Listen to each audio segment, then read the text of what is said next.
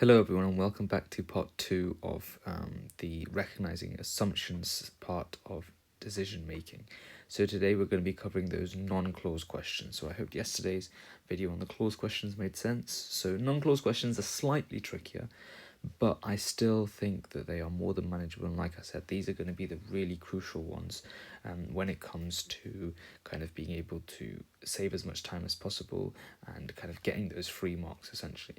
For anyone who hasn't seen my clause questions video yet, I really suggest if you check it out and then you come back here, and then some of the things that we discuss will make a little bit more sense. Okay, so the first thing to understand with non-clause questions is that obviously we don't have a direction. The whole idea of a clause was that we have something that we're looking out for. So to do this, to do that, this is why a reason why the question has been asked essentially.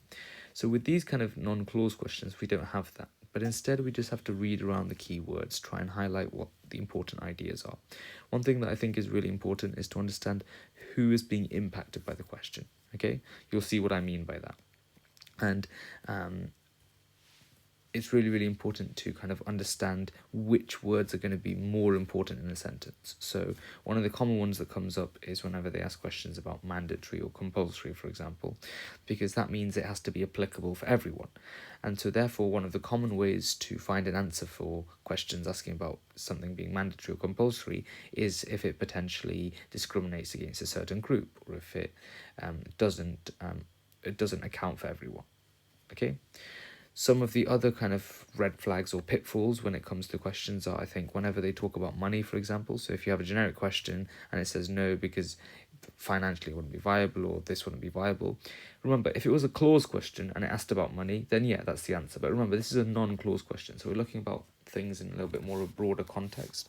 And so answers often detailing money or finances are often wrong. Okay, it's not always the case, but generally they're wrong.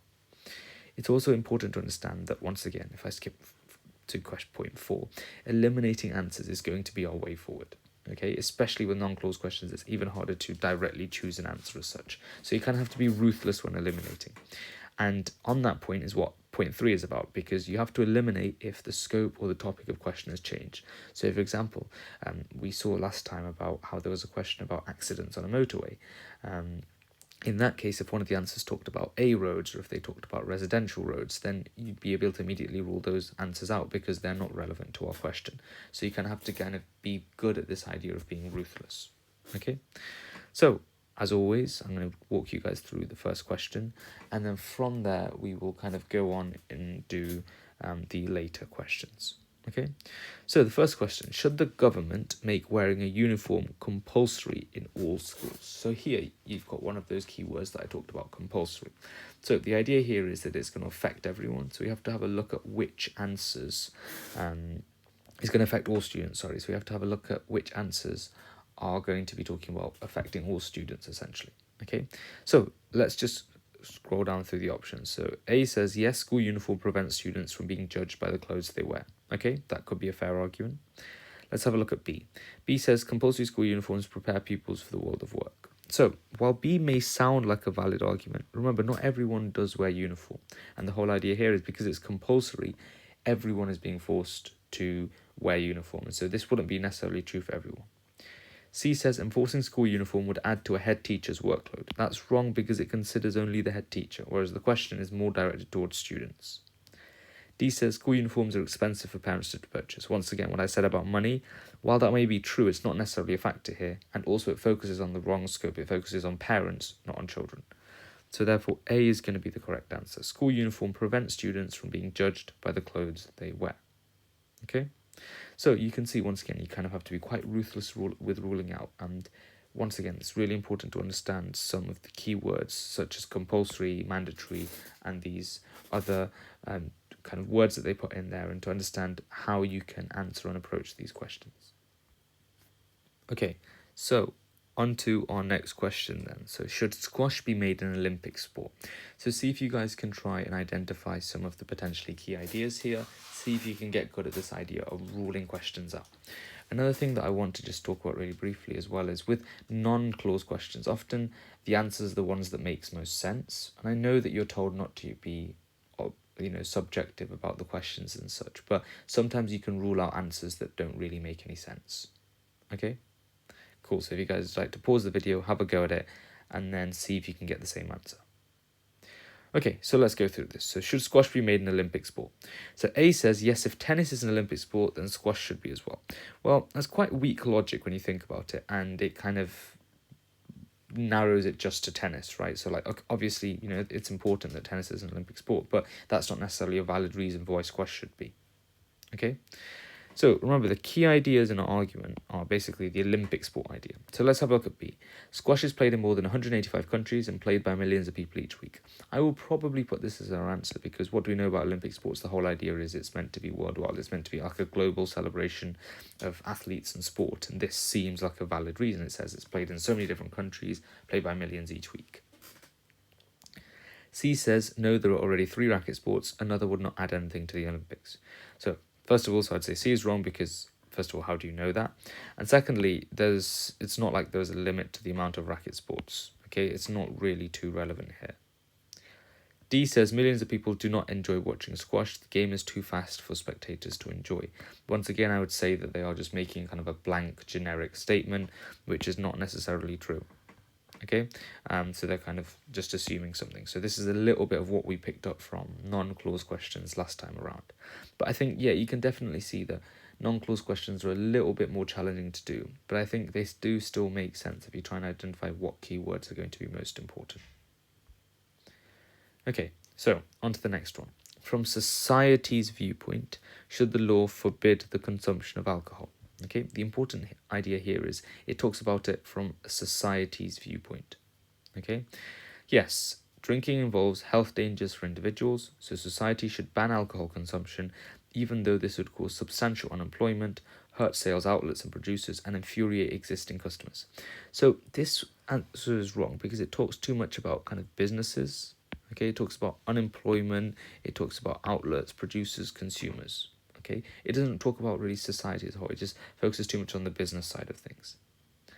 B says, yes, when individuals consume excess amounts of alcohol, they often get into fights, hurt themselves and damage properties, necessitating frequent and costly interventions by police and health services, so a ban would save money. Once again, what do we say about saving money is normally a sign that the answer is going to be wrong. And here especially because it focuses on police and health services. So it doesn't focus on something the way, it doesn't focus on society as a whole. It just narrows the scope to just these 2 services. C. No, moderate consumption of alcohol is a shared pleasure for a majority of citizens in all parts of society, so it should not be banned because of the antisocial actions of a few. So I would say C looks like our best bet so far. So it addresses the consumption of alcohol because it says, moderate consumption is okay. And it says is a shared pleasure for a majority of citizens. So it talks about from a society's viewpoint. Obviously here it doesn't have to be about all citizens because it's not saying it should be compulsory or mandatory or anything, right? It's a different question from before. But it does regard society as a whole. D says alcohol consumption generates revenue from taxes for the government, which pay for many services, and if ban were imposed, new and perhaps unwelcome forms of taxation would need to be found. Once again, it focuses on the wrong people. I think it focuses about the government, and it focuses on taxes, which are not relevant to this because it's asking from society's viewpoint. Okay, so C would have to be the answer here. So once again, I think that's the only one that kind of makes sense as well. Okay. So, last question, if you guys would like to pause, have a go at this and see if you can do it, and then I will talk you through it. Okay, does ordering food online daily from restaurants lead to a healthier lifestyle? A says people save time and hard-earned money by eliminating grocery shopping. Okay, that may be true, but it's more about a healthier lifestyle. Okay, and this talks about time and money. Okay, so it's not really relevant here. B says the company survey revealed the ease of ordering food online has stopped employees skipping lunch to meet deadlines. So, once again, it's not necessarily about ease of ordering food or about skipping lunch. Okay, you might argue that if you're not skipping lunch, then arguably you're eating, and that's better than not eating. But we're not directly told about what they're eating. So they could be eating, really unhealthy food. So, once again, B does not directly answer our question. C says the convenience and ease lead most people to unconsciously order and consume more food than they require. So it does mention something about healthier lifestyle. It's saying that ordering potentially leads to overconsumption. So this could be true, so we'll leave it there for now. D says customers can't control the freshness of the ingredients in the food they order. So what it's trying to do with D is they're trying to make a link between the freshness and the healthy lifestyle. But of course, freshness isn't the only thing that goes into foods being healthy. So because it only narrows it to just like one specific area, it can't be D. And so therefore I would say C is the answer, because it's the one that most directly contributes to this healthier lifestyle idea. Okay, so I hope that makes sense. Like I said, once again, non-clause questions are kind of like a different beast from clause questions. They do have some similarities, but once again, it's about getting good at ruling them out effectively. So thank you very much for watching, guys. So we're pretty much halfway through decision making now, and then I will release some updated videos for logical puzzles and syllogisms, going through some more questions, but also we'll get onto the latter half, which also has some challenges and some unique ways of answering questions. Thank you very much for watching, and as always, please do comment if there are any specific questions or types of videos that you'd like to see.